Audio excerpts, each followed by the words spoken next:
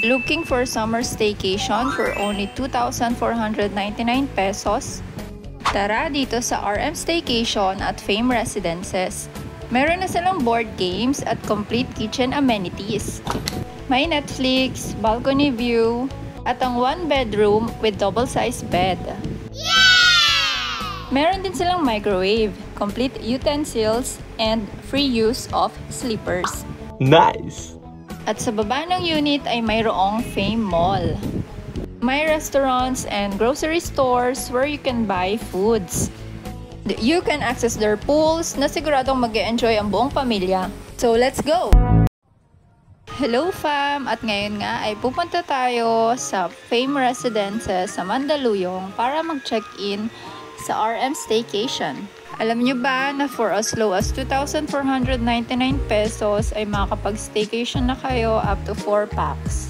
Dating nyo nga sa lobby ay magpapresent lang kayo ng ID at magre-register. After verification ay pwede nang umakyat sa unit. Tara, mag-room tour na tayo. Pagpasok nyo nga sa loob ay makikita nyo agad yung kitchen. Pwede nga kayo dito magluto ng food at provided na din yung dishwashing liquid.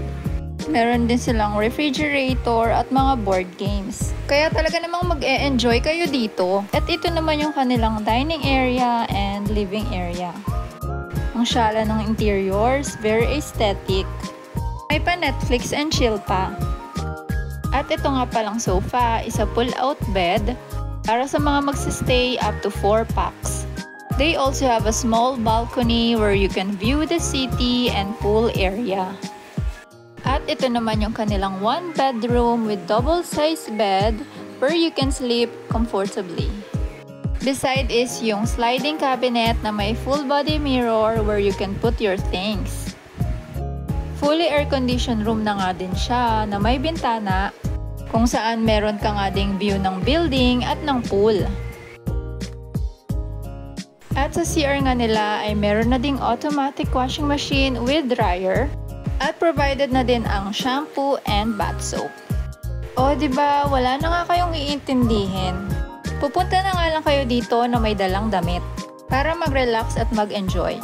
Dahil meron na nga malapit na mall, restaurants, and grocery stores. At may nakita nga din pala kaming food park sa tabi nga lang nitong Fame Residences. Pwede nga din kayo dito tumambay at mag-food trip. Dito na nga kami humanap ng makakain. After tumambay, pumunta na nga kaming Save More para mag-grocery ng konti dahil may dala din kaming foods. At nag-dinner na nga kami sa unit. Kinabukasan, nagpunta naman kami ng pool area para mag-swimming. Meron nga pala silang pool access fee na 150 pesos per packs kapag weekdays and 300 pesos per packs naman kapag weekends and holidays. Tingnan nyo naman, ang ganda ng pool area nila, ang lawak. Merong adult pool at kiddie pool na talaga namang mag-e-enjoy ang inyong mga kids. So kung gusto nyo rin mag-staycation dito, book directly to their Facebook page and Instagram, RM Staycation, and meron din silang Airbnb. So ayun lang, thank you, babush!